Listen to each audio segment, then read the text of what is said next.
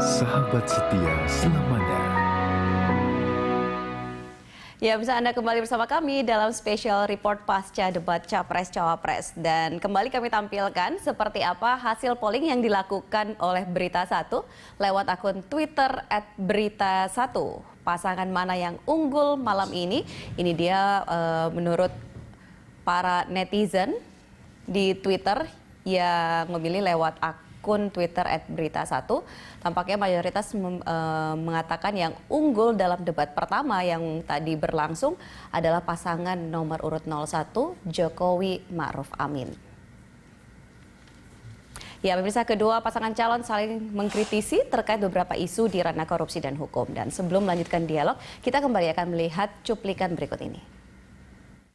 Itu ada, IJW memberikan data itu jelas sekali. Ada 6 yang Bapak calonkan. Dan yang tanda tangan dalam pencalekan itu adalah ketua umumnya dan sekjen.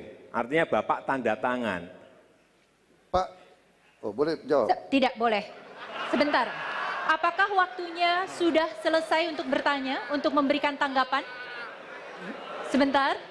Sebentar. Kita tahan. Kita boleh tepuk tangan dulu, waktunya di-freeze. Waktunya di-freeze, ditahan dulu. Pak Jokowi silahkan lanjut. Mohon maaf Pak Prabowo, jadi saya tidak menuduh partai Bapak korupsi, enggak, bukan. Ini mantan koruptor, mantan napi korupsi yang sudah. Ya. Mantan korupsi. Saya kira kita pelajari dan begini, ini kan demokrasi Pak. Kita umumkan aja ke rakyat, kalau rakyat tidak mau milih ya nggak akan dipilih. Kan begitu.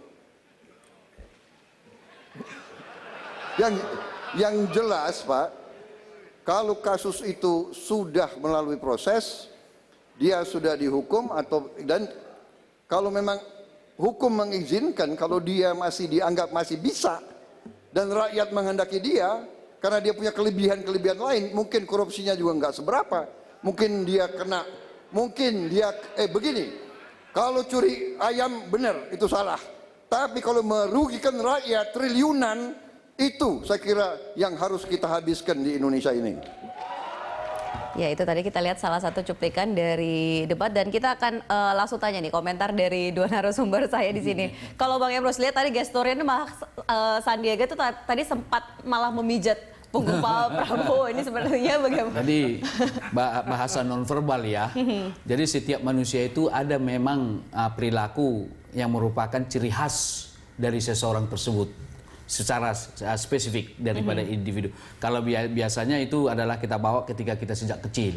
Jadi saya sendiri ada perilaku saya yang masa kanak-kanak saya bisa terungkap sekarang juga. Oke, kalau tadi lihat yang tadi Sandi pijat itu saya pikir yang pertama kan kita lihat Pak Prabowo gitu ya, dengan gaya, dan itu selalu gaya dia ketika dia menghadapi suatu persoalan. Nah, itu cara yang dilakukan untuk mengalihkan ketika kuatnya katakanlah kritikan atau katakanlah tantangan, maka dengan cara begitu dia bisa memanage dia punya emosi. Tentu ditambah lagi, karena itu merupakan suatu indikasi ada semacam di situ emosi. Kita lihat Sandi langsung memicit. Bukankah itu membutuhkan suatu kesejukan atau ketenangan, support dan lain-lain. Berarti ada di situ tingkat emosi yang mulai meningkat.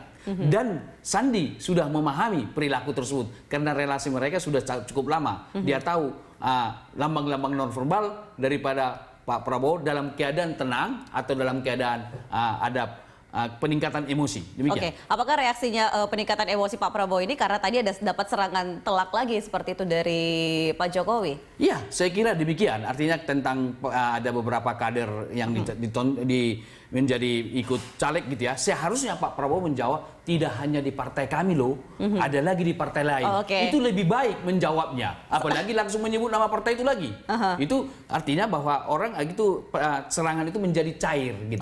Bang Sirajudin, melihatnya itu jawaban yang tadi diutarakan oleh Pak Prabowo ini cukup tepat atau ini apa ya, berpotensi menjadi serangan balik lagi buat dirinya sendiri? Ya, saya kira dari sisi jawaban logisnya ya mungkin oke dari sisi Pak Prabowo, tetapi tidak tepat. Tidak tepat karena Pak Prabowo pertama terlihat under pressure ketika ada pertanyaan itu, anger management dia seperti itu, menari-nari. Dan jawaban-jawaban yang diberikan berikutnya seolah menjustifikasi korupsi kalau kecil masih bisa dimaafkan, yang besar tidak bisa dimaafkan. Jadi pada saat yang sama itu menunjukkan sikap Pak Prabowo yang ambivalen terhadap masalah korupsi. Mestinya kalau dia konsisten dengan sikapnya, bukan soal urusan besar atau kecilnya, karena itu soal kemampuan orang untuk menjalankan amanat atau tidak, kira-kira gitu. Harusnya dia lebih tegas, mau kecil mau besar itu tidak boleh, kecuali misalnya dia bisa berlindung di balik peraturan bahwa mencalonkan calon anggota legislatif yang sudah menjalani masa hukumannya kan masih dibolehkan juga, meskipun KPU sempat melarangnya kan, kayak gitu. Nah, emosi inilah yang kemudian kelihatannya menghalangi Pak Prabowo untuk berpikir lebih cerdas dan lebih taktis. Atau mungkin juga dia tidak memperkirakan bahwa itu akan ditanyakan ke dia seperti itu. Saya kira iya, karena itu pertanyaan tertutup kan terkait masalah korupsi dan itu. Jadi wajar saja kalau dia agak surprise dengan pertanyaan itu. Nah ini masih kita bahas soal Pak Prabowo dan juga Sandi. Kalau tadi ketika bahas soal korupsi yang pertama mengatakan bahwa kunci atau akar permasalahan ini adalah soal gaji, terus kemudian juga ketika menanggapi pertanyaan dari Pak Jokowi, ini kesannya ada timbul bahwa menyepelekan ketika korupsi itu kecil, bukan korupsi yang besar. Ini jadi kayak melihat mensimplify persoalan korupsi yang ada di Indonesia atau bagaimana? Ya itu juga membuat sikap Pak Prabowo lebih ambivalen, seolah-olah dia lebih toleran terhadap korupsi kecil dan tidak toleran pada korupsi besar. Padahal sama-sama korupsi. Sangatlah bertolak belakang ketika dia mengatakan bahwa korupsi itu adalah kanker stadium 4 di Indonesia ini. Persis saya kira, dan dia jangan lupa juga orang bisa juga belajar korupsi yang besar dari korupsi kecil kan. Jadi di situ saya kira problem yang kelihatan akibat Pak Prabowo saya kira sudah terperangkap dalam emosinya gara-gara tidak siap menerima pertanyaan itu, dan dia terlihat kurang hati-hati di dalam merespon itu. Nah, judgement ini penting bagi seorang pemimpin untuk tetap cool, untuk tetap in control emotionally dan physically gitu, untuk bisa mengambil keputusan di saat-saat under pressure kayak begitu. Kalau ini kan saya kira menguji karakter dalam hal itu. Dan saya melihat dari cara Pak Prabowo bereaksi tadi, Pak Prabowo tidak bisa menghadapi situasi yang tak terduga secara cool, atau tidak bisa mengontrol emosinya di kala bawah tekanan. Bang Emrus. Baik, saya setanggapi satu tentang stadium 4 gitu ya. Kalau kita bicara cancer stadium 4, itu kan tinggal hitung hari dari sisi kedokteran. Nah, kalau itu dipakai dalam soal korupsi kita, berarti kita sudah korupsi mencapai 99% dari APBN kita kan? Karena akan gulung tikar.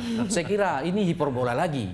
Tapi kalau dikatakan cancer katakanlah stadium 1, masih bisa kita terima. Artinya bisa saja kebocoran itu misalnya katakanlah 30%, 20% dan lain. Tapi kalau dikatakan stadium 4, saya kira tidak juga. Nah, ini adalah sekali lagi saya mengatakan ini hiperbola lagi. Seolah persepsi publik maka mengatakan nanti, wah sudah sangat parah. Pembangunan kita masih jalan kok. Tapi bukan berarti kita setuju dengan korupsi, tidak. Rp1 pun dikorupsi kita proses, tapi tidaklah sampai pada stadium 4 itu. Baik.